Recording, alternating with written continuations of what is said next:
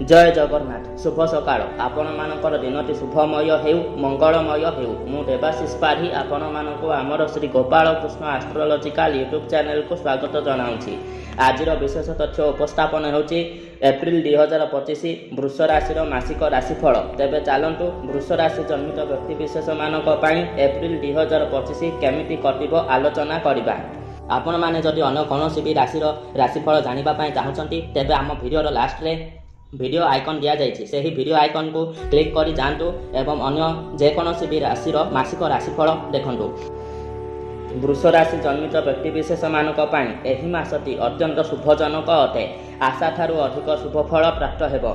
बाक चातुरी बाक सिद्धि प्राप्त हेबो। निजर कथा कहिबा शैली जोगु जनमानसरे प्रशंसित हेबे।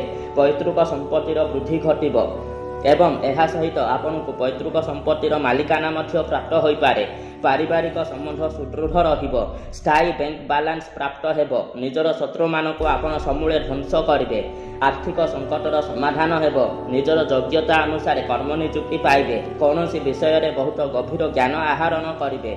जे माने कॉम्पिटिटिव एग्जामिनेशन पई प्रिपरेशन करुथिले से माने अत्यंत शुभफल पाइबे। आयर परिमाण बहुगुणित हेबो एवं एही मासटी आपनक पई गोटे गोल्डन अपॉर्चुनिटी आनी देउछि। कारण एही मासरे चारोटी ग्रह शुक्र रवि बुध राहु आपणकर एकादश भाव में रहुछंती जहाँकि आयरे वृद्धि इच्छा मुताबक जेकोसी भी कार्य सफलता प्राप्ति कौनसी कार्य करने परिवार अनुमति प्राप्त करिबारे सफलता आनिबारे आपनकु सहायता प्रदान करिबो। विशेषकर प्रेम विवाह क्षेत्र में सफलता पाइबे। बड़ भाई भौणी मानक सहित सुसंपर्क स्थापित हेबो। एकादश भाव में ग्रह माने रहिबा गोटे वरदान कहिले त्रुटि हेबो नाही। एथिपाई ही तो ब्राह्मण एवं गुरुजन माने आशीर्वाद देवा समय रे कहन्ति आदित्यादि नवग्रहेभ्य सम्यक रूपेण एकादशस्थ फलम ददातु।